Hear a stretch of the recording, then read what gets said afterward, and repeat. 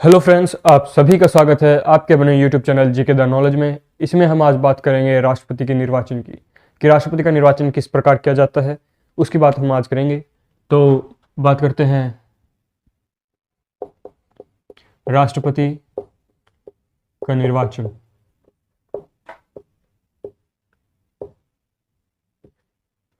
जो राष्ट्रपति का निर्वाचन है उसके पद की व्यवस्था आर्टिकल 54 में, निर्वाचन की जो व्यवस्था है आर्टिकल 54 में है।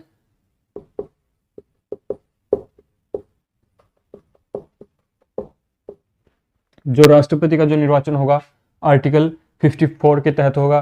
54 में क्या व्यवस्था की गई है कि जो राष्ट्रपति का चुनाव होगा वो चुनाव मंडल करवाएगा, चुनाव मंडल राष्ट्रपति का चुनाव करवाएगा, राष्ट्रपति का चुनाव करवाएगा चुनाव मंडल। इसमें क्या होगा कि आयोग, जो चुनाव आयोग होगा, चुनाव आयोग जो केंद्र सरकार है उसके परामर्श पर राष्ट्रपति के चुनाव के लिए,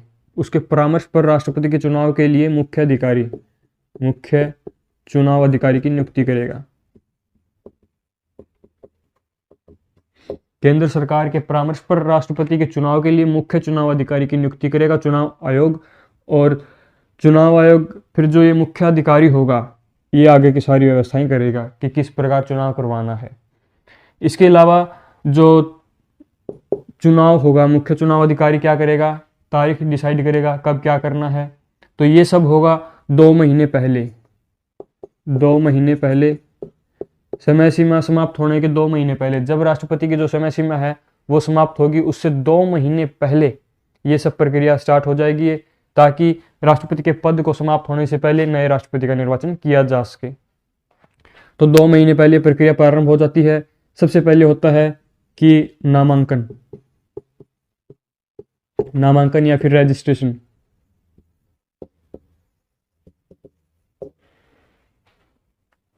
कि सबसे पहले होगा रजिस्ट्रेशन। जिस तरह आप कोई भी फॉर्म भर के आते हैं किसी भी कॉलेज में, स्कूल में एडमिशन लेने के लिए, उसमें क्या करना पड़ता है, आपको पहले रजिस्ट्रेशन करना पड़ता है, फिर उसकी फीस डेट आती है, फिर आपकी मेरिट लिस्ट लगती है। उसी प्रकार इसमें भी होता है कि पहले रजिस्ट्रेशन होगा, फिर निरीक्षण होगा कि आपने जो फॉर्म भी फिल किया है, जो नामांकन पत्र दर्ज किया है उसको एक बार चेक कर लीजिए, वही निरीक्षण कर लीजिए ठीक है या गलत। उसके बाद आपको तिथि मिलेगी, आपके लिए तिथि आएगी कि जो आपको नामांकन वापस लेना है, रजिस्ट्रेशन वापस लेना है तो आप ले सकते हैं। नामांकन वापस लेने की तिथि की डेट, कि आपको अगर अपना नामांकन वापस लेना है तो आप ले सकते हैं। क्योंकि अगर जो व्यक्ति नामांकन वापस नहीं लेता तो क्या होता है कि इसमें एक जमानत राशि पे करनी पड़ती है, जो मैंने आपको बताई थी 15,000 रुपये। वो 15,000 रुपये राशि इसको पे करनी पड़ेगी।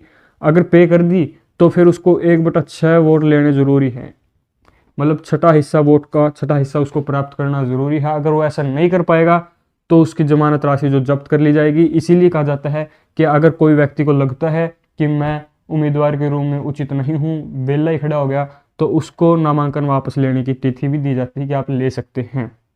उसके बाद फिर जो लास्ट पड़ाव आता है चुनाव, मतलब कि वोट तिथि, वोट डालने की डेट दी जाती है कि आप इस तारीख को फिर वोट डालेंगे।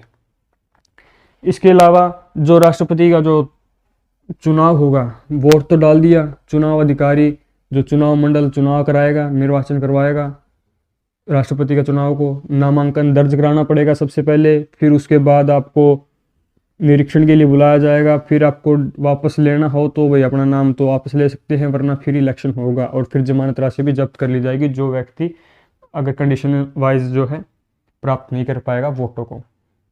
उसके अलावा फिर बात करते हैं कि जो राष्ट्रपति का जो चुनाव होता है अप्रत्यक्ष रूप से होता है, अप्रत्यक्ष रूप से, क्योंकि इसमें हम जनता का कोई रोल नहीं होता। जनता जो जिनको चुनती है, लोकसभा MP MLAs को जिनको चुनती है, वो ही जो सदस्य हैं हमारे लिए राष्ट्रपति का चुनाव करते हैं। इसीलिए जो राष्ट्रपति का चुनाव होता है अप्रत्यक्ष रूप से होता है, गुप्त मतदान, अप्रत्यक्ष रूप से गुप्त। मतदान होता है। इसमें हम जनता का कोई भाग नहीं होता, सिर्फ जनता का इतना ही कर्तव्य है कि वो अपने MP MLAs को चुने और फिर जो MP MLAs है वो अपने लिए क्या करेंगे, राष्ट्रपति का निर्वाचन। उसके अलावा जो इसके अंदर भाग कौन कौन से लेते हैं राष्ट्रपति के चुनाव में, राष्ट्रपति के चुनाव में भाग लेते हैं सबसे पहले तो आता है राज्यसभा, फिर भाग लेगी लोकसभा और एक और इसमें भाग लेता है विधानसभा। विधानसभा इनके सदस्य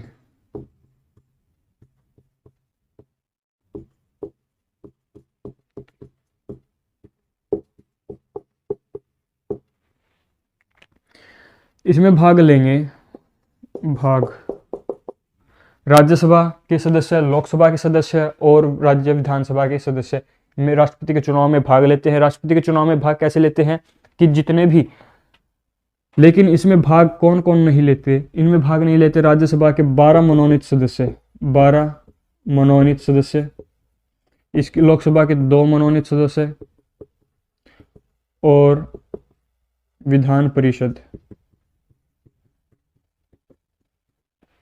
परिषद के सदस्य भाग नहीं लेते। ये भाग नहीं लेते और ये भाग लेते हैं। जो राष्ट्रपति का चुनाव होगा अप्रत्यक्ष रूप से होगा, गुप्त होगा, लेकिन जो भाग लेंगे राज्यसभा के सदस्य, लोकसभा के सदस्य, विधानसभा के सदस्य, लेकिन 12 मनोनीत सदस्य भाग नहीं लेंगे।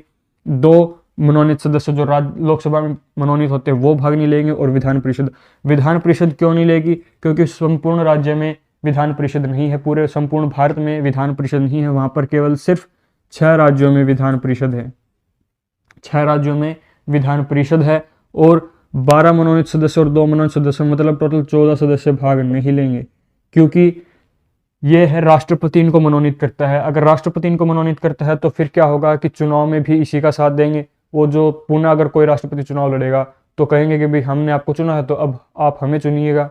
इसीलिए भेदभाव उत्पन्न ना हो, इनको बाहर रखा गया है राष्ट्रपति के चुनाव से।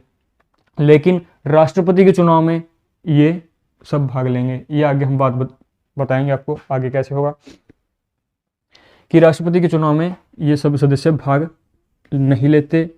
इसके अलावा राष्ट्रपति का जो चुनाव होता है, ये भाग तो ले लिया राज्य के सदस्यों ने लोकसभा, तो इनको वोट कहाँ पर डाला जाता है, इनका वोट कहाँ पर डाला जाता है, इन सभी सदस्यों का वोट, तो जो सांसद है, सांसद के सदस्य वोट कहाँ डालेंगे, तो सांसद के वोट जो डालेंगे वो भवन में डालेंगे, भवन दिल्ली में, संसद भवन दिल्ली में, संसद भवन दिल्ली में वोट डाला जाएगा। अगर कोई व्यक्ति, और ये सभी का अनिवार्य है कि जितने भी सदस्य हैं लोकसभा और राज्यसभा के, लोकसभा और राज्यसभा के जितने भी सदस्य हैं उनको ये वोट डालने का अधिकार है, सिवाय मनोनीत सदस्यों के, और उनको ये अधिकार दिया गया है। लेकिन सभी को अनिवार्य है कि वोट डालना ज़रूरी है। अगर वोट डालना है और जो वोट डालेगा वो संसद भवन दिल्ली में डालेगा, वोट डालना अनिवार्य है। और कोई व्यक्ति जो वोट नहीं डाल सकता तो वो किसी भी राज्य की राजधानी में जाकर वोट डाल देगा, लेकिन यह सब सूचना चुनाव आयोग को 10 दिन पहले देनी पड़ेगी, ताकि वो सारी प्रक्रिया करके आगे उसका नाम वहाँ पर दर्ज करवा सके और वो व्यक्ति अपना वोट जाकर वहाँ डाल ले। इसमें सभी व्यक्तियों को वोट डालना अनिवार्य है। संसद भवन में संसद के सदस्यों का वोट डाला जाता है। फिर जो आता है राज्य विधानसभा के सदस्य, विधानसभा के सदस्य, जो विधानसभा के सदस्य है वो वोट डालेंगे भाई प्रत्येक राज्य की राजधानी में, प्रत्येक राज्य की राजधानी में, प्रत्येक राज्य की राजधानी में वोट डाला जाएगा विधानसभा के सदस्यों द्वारा। मतलब कि जिस राज्य में जो विधान सभा है उस राज्य की राजधानी में प्रत्येक मतदान केंद्र बनाया जाएगा और वहाँ पर राज्यसभा जो राज्य विधानसभा के सदस्य है अपना वोट डालेंगे। अगर कोई व्यक्ति अपना वोट नहीं डालता वहाँ पर, तो उसको दिल्ली में आकर वोट डालना होगा और उसकी भी सूचना राष्ट्र जो चुनाव आयोग को देनी पड़ेगी और फिर वो उसका वोट वहाँ पर डाला जाएगा। इसके अलावा अब हम बात करते हैं राष्ट्रपति के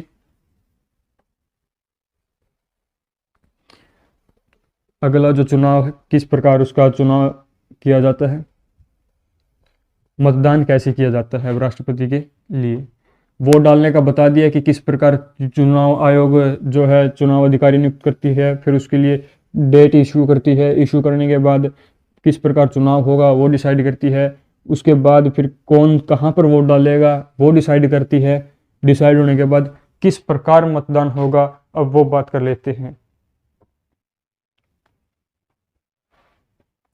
तो राष्ट्रपति का जो चुनाव है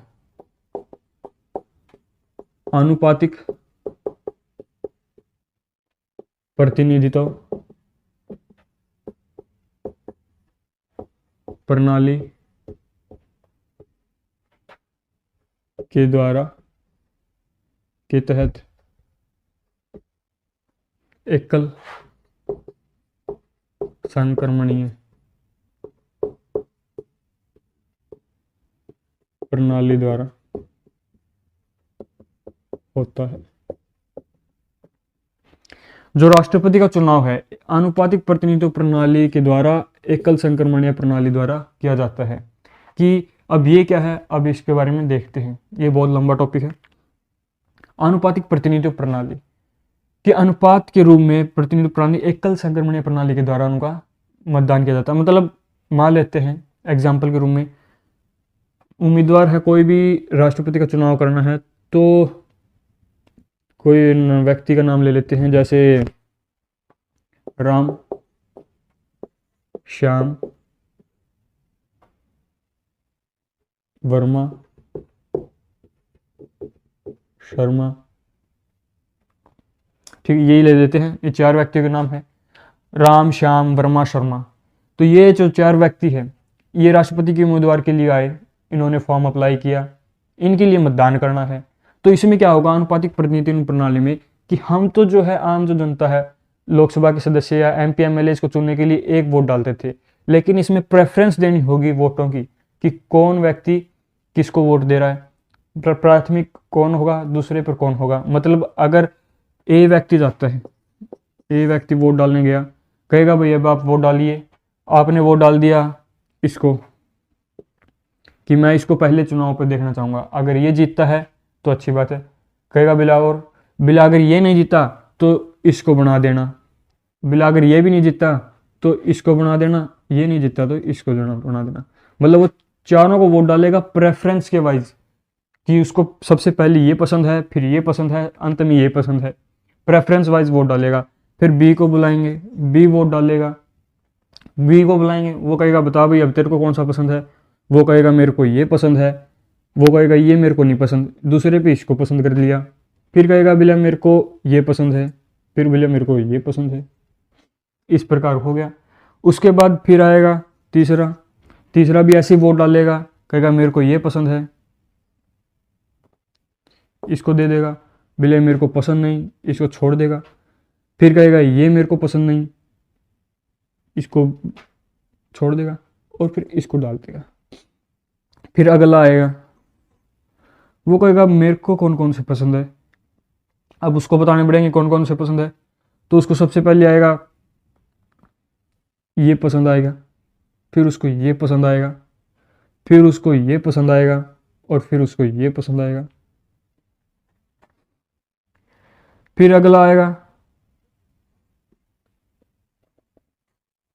कहेगा अब तू बता भाई कैसे वोट डालेगा, बोले मेरे को वोट डालना है तो मैं इसको प्राथमिकता दूंगा, इसको नहीं दूंगा, मैं इसको पहले चुनूंगा, बोले फिर मैं इसको चुनूंगा, फिर बोले मैं इसको चुनूंगा।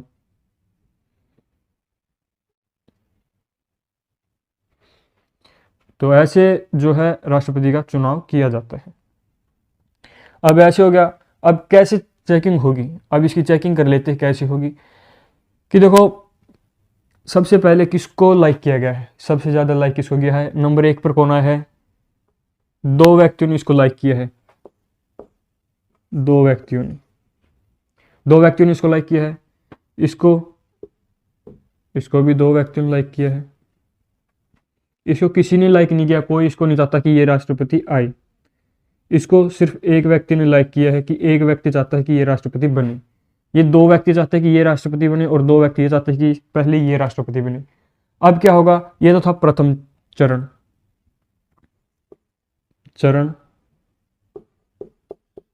तो ये तो प्रथम चरण हुआ, ये प्रथम चरण था। अब प्रथम चरण में क्या हुआ कि 2-2 आगे ड्रा हो गया अभी मैच। इनको तो है ही नहीं प्राथमिकता, अब इनको तो भूल ही जाओ। अब इनके बीच में ड्रा हो गया। अब क्या होगा कि इनके बीच में चुनाव होगा कि भाई अब आप में देखे जाएगा किसको दूसरे नंबर पर कौन सबसे ज़्यादा चाहते हैं। दूसरे नंबर की बात करते हैं तो 1 2 व्यक्ति चाहते हैं कि ये बने, फिर इसमें 1 2 और 2 ही व्यक्ति ये चाहते हैं कि ये बने राष्ट्रपति। अब भी मैच ड्रा चल रहा है कि कौन बनेगा राष्ट्रपति।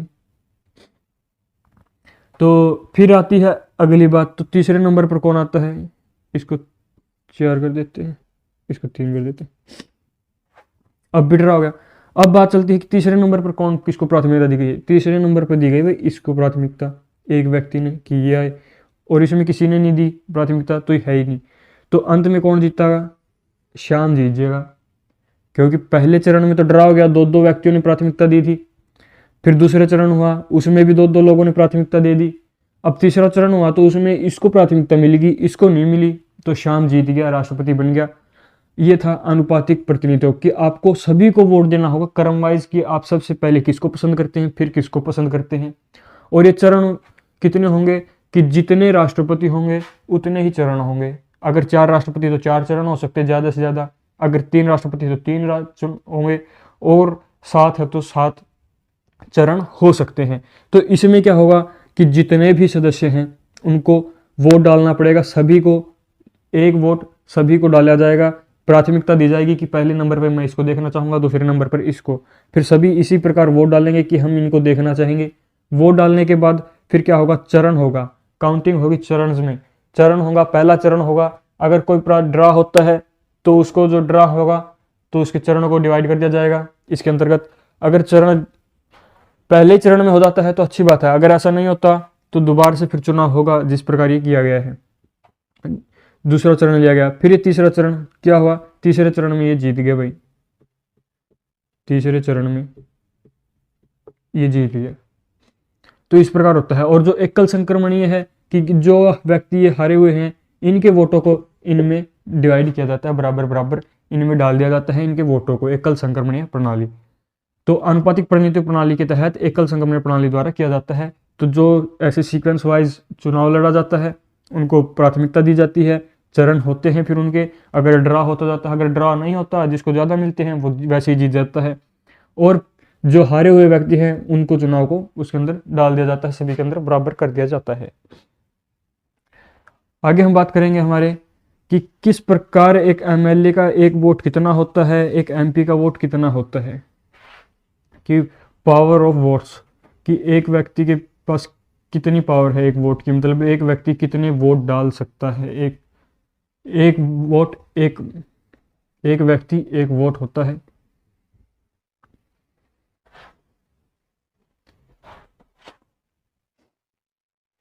तो इसमें क्या होगा कि पहले बात करते हैं विधानसभा के सदस्य, विधान सभा के सदस्य का वोट।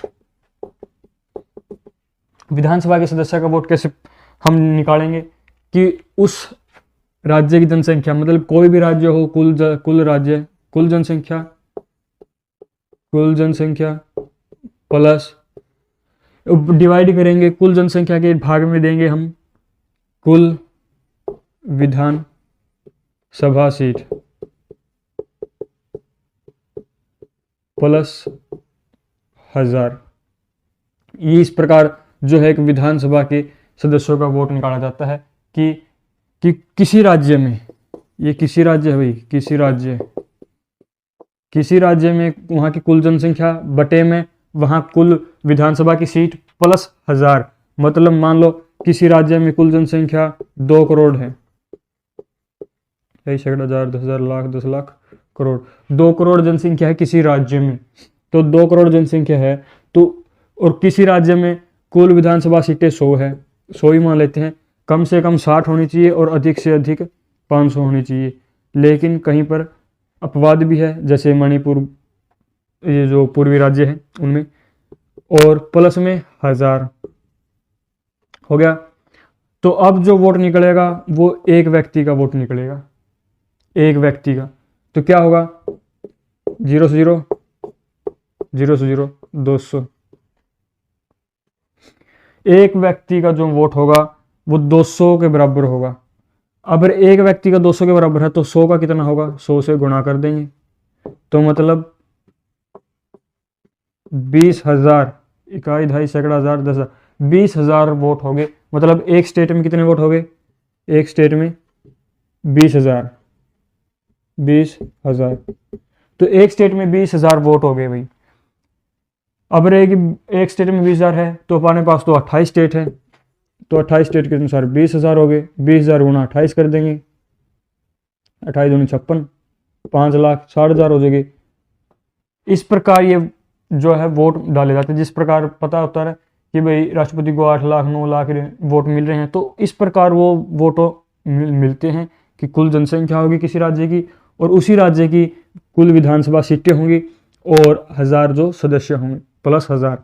तो फिर मान लो एग्जाम्पल देके जैसे बताया है कि कुल जनसंख्या अगर 2 करोड़ है किसी राज्य की और वहाँ की सीट 100 है तो प्लस 1000 करके डिवाइड कर देंगे। तो एक जो सदस्य होगा वो 200 वोटों के बराबर होगा। एक सदस्य का वोट 200 वोटों के बराबर माना जाएगा। अगर 200 वोटों के बराबर माना जाएगा तो फिर 100 सदस्य हैं तो 100 गुणा कर देंगे तो टोटल होगी 20,000। तो एक स्टेट में 20,000 वोट बने। इसी प्रकार वोटों की जनसंख्या आगे बढ़ती है। यह था राज्य के विधानसभा के सदस्यों का निर्वाचन। राज्य के विधानसभा के सदस्यों का निर्वाचन किस प्रकार होता है।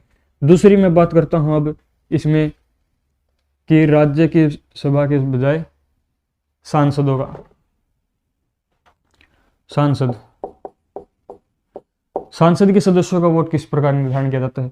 तो सांसद के वोटों का निर्धारण करना है तो हमें पहले तो निकालना होता है एमएलए के, एमएलए जो विधानसभा के सदस्य होते हैं। तो इसमें क्या होगा, कुल विधानसभा के सदस्य, कुल विधान सभा के सदस्य भाग में सांसद के सदस्य, इस प्रकार निकाला जाता है। कुल विधानसभा के सदस्य कितने होंगे और कुल सांसद के सदस्य कितने होंगे, मतलब सांसद मतलब लोकसभा प्लस राज्यसभा, उनके वोटों को डिसाइड किया जाता है। और जो भी आंसर निकलता है, जो 708 निकलेगा भाई, ये जो है माना गया है कि एक सांसद का वोट 708 वोटों के बराबर होगा। सीधी बात यही है कि इसको निकाल के देखोगे, इससे अच्छा यही है। एक जो सांसद का वोट है 708 माना गया है, कुल विधानसभा के सदस्य का वोट और फिर सांसद के सदस्य जो लोकसभा प्लस राज्यसभा कर देंगे। और इसमें एक सांसद का जो वोट है वो 708 माना गया है। सांसद के सदस्यों का वोट इस प्रकार निकलता है कि वो उसको 708 माना गया है। और फिर ये जो व्यक्ति है वोट जाकर वोट डालते हैं, प्रेफरेंस वाइज प्रेफरेंस दिया जाता है और वोटों की संख्या की जाती है। अब बात करते हैं कि वोट का जो कोटा होता है, कोटा जो राष्ट्रपति का कोटा होता है उसका वर्णन किया गया है आर्टिकल 55 में कि कोटा किस प्रकार होता है राष्ट्रपति का।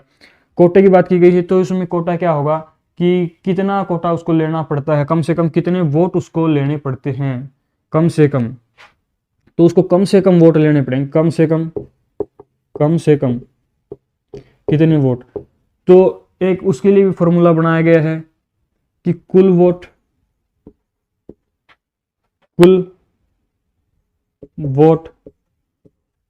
उम्मीदवार +1+1। इस फॉर्मूले के तहत जो राष्ट्रपति को है वोट लेने पड़ेंगे, कम से कम वोट लेने पड़ेंगे। मतलब कुल वोट है, अगर मान लो कुल वोट 100 ही मान लेते हैं, कुल वोट 100 है, उम्मीदवार 5 है, +1 कर देंगे, तो क्या होगा 5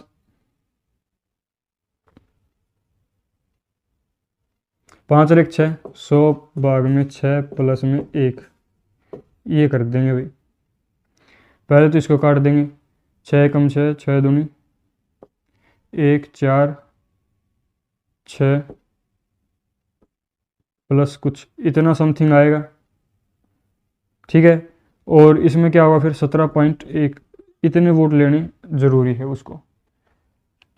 तो मतलब इस प्रकार है कि कुल वोट प्लस उम्मीदवार प्लस 1, अगर कुल वोट 100 है, उम्मीदवार 5 है, तो प्लस में 1 कर देंगे, फिर उसका पूरे का 1 कर देंगे, होल का 1, ये होल का 1, ठीक है। उसके अलावा फिर जो होगा, मतलब 6 सदस्य हैं, उनको मतलब 17.1 वोट लेने आवश्यक है, वरना वो इलेक्शन नहीं जीत पाएगा। वरना क्या होता है कि जितने सबसे ज़्यादा आएंगे उसका 1 प्लस ले लो भाई। ये प्रणाली पहले थी कि जिसके ज़्यादा हैं ज़्यादा प्लस 1, बस जितने वोट हैं उसका आधे से 1 ज़्यादा होना चाहिए बस। पहले ये प्रणाली थी, लेकिन वो है नहीं, अब ये है, उसको कोटा दिया गया है कम से कम कितने वोट लेने होते हैं। तो ये थी राष्ट्रपति के निर्वाचन की व्यवस्था कि एक बार समराइज कर लेते हैं कि राष्ट्रपति के निर्वाचन में हमने क्या क्या किया है।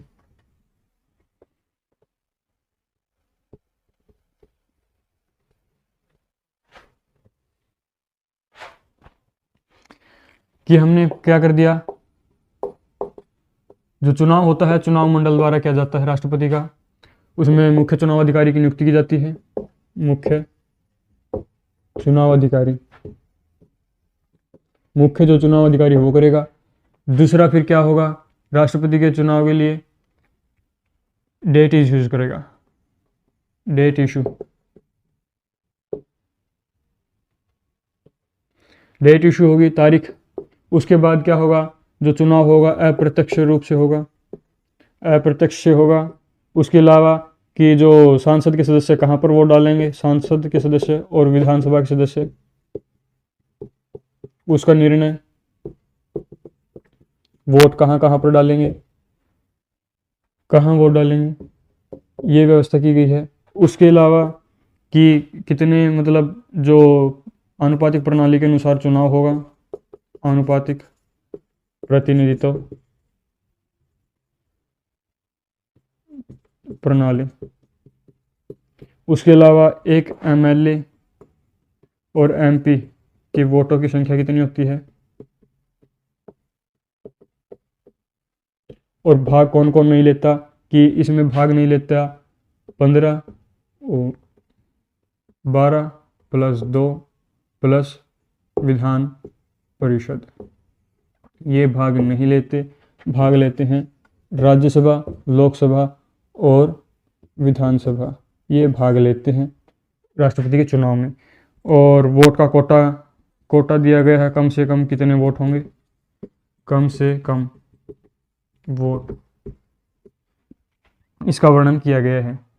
तो इस प्रकार राष्ट्रपति का निर्वाचन होता है। इसमें सभी का आनुपातिक प्रतिनिधित्व प्रणाली में कि सीक्वेंस वाइज हमें चुनना होता है कि किसको हमें पहले पसंद है, कौन हमें अंत में पसंद है। अगर ड्रा हो जाता है तो दूसरा चरण होता है, दूसरे चरण में किसको प्राथमिकता पहले दी जाती है वो, अगर दूसरे चरण में भी नहीं होता तो तीसरे में। ये सब उतना ही हो सकता है, जितने हमारे राष्ट्रपति होंगे उतने ही हमारे चरण हो सकते हैं। तो ये थी हमारे राष्ट्रपति के निर्वाचन की प्रक्रिया। आई होप आपको ये वीडियो पसंद आई होगी। अगर आपको ये वीडियो पसंद आए तो लाइक शेयर सब्सक्राइब करना ना भूलें। धन्यवाद। जय हिंद।